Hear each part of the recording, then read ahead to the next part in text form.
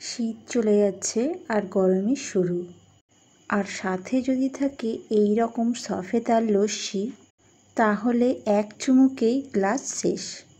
তাহলে আর দেরি কিসের, ঝটপট চলে আসুন আমার কিচেনে। Hello everyone, I hope you guys are doing well.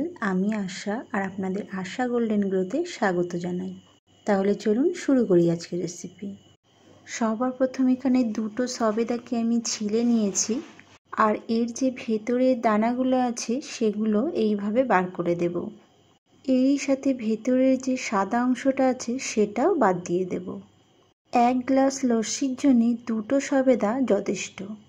আর যদি লস্যির পরিমাণটা আপনারা বেশি করতে চান, সেক্ষেত্রে সব কিছুর পরিমাণ ডবল ইউজ করবেন।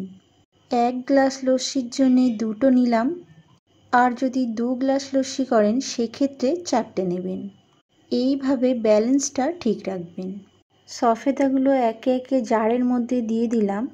বন্ধুরা, এইভাবে একবার লস্যি বানিয়ে দেখবেন, এর স্বাদ কখনোই ভুলতে পারবেন না। সাথে দিয়ে দিলাম দুটো খেজুর। খেজুরের দানাগুলো আগে থেকেই ছাড়িয়ে নিয়েছি। সাথে দিলাম 50 গ্রাম টক দই। এই টক দইয়ের জায়গায় আপনারা মিষ্টি দইটাও ইউজ করতে পারেন, তবে টক দইটা দিলে লস্যির টেস্টটা বেশি ভালো হয়। সাথে দিলাম দুটো অ্যালমন্ড, এগুলোকে কুচি করে নিয়েছি। আর টেস্ট অনুযায়ী দিয়ে দিলাম লবণ। সাথে দিয়ে দিলাম 2 চামচ চিনি।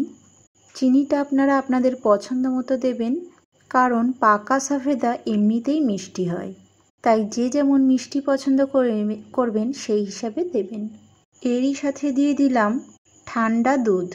এই দুধটাকে আগে থেকেই ফুটিয়ে তারপর এটাকে ফ্রিজে রেখে ঠান্ডা করে তারপর দিলাম।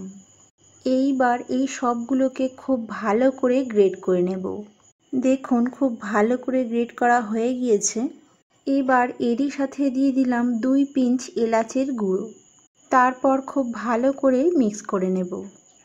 বন্ধুরা, এইভাবে লস্যি বানিয়ে আপনারাও ট্রাই করবেন, আর আমাকে কমেন্টে জানাতে ভুলবেন না আপনাদের কেমন হয়েছে।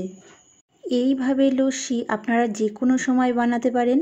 এখন রমজান মাস চলছে, এই সময় রমজানেও আপনারা এইভাবে সফেদার লস্যি বানিয়ে পরিবেশন করতে পারেন। আর গরমের যে কোনো দিনে এইভাবে লস্যি বানিয়ে তো পরিবেশন করাই যায়।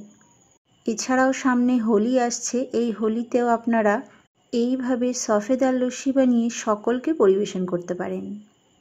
উপর থেকে গার্নিশের জন্য কুচি করা কিছুটা সফেদা ও অ্যালমন্ডের কুচি দিয়ে দিলাম। রেডি হয়ে গেল আমার সফেদার লস্যি। ভিডিওটা ভালো লেগে থাকলে লাইক, কমেন্ট ও শেয়ার করতে ভুলবেন না। বন্ধুরা, যারা ভিডিওটা ইউটিউব থেকে দেখছেন তাদের কাছে অনুরোধ রইল আমাকে সাবস্ক্রাইব করে আমার পাশে থাকার, আর যারা ফেসবুক থেকে দেখছেন তাদের কাছে অনুরোধ রইল আমাকে ফলো করে সাপোর্ট করার। আবারও দেখা হচ্ছে নেক্সট ভিডিওতে।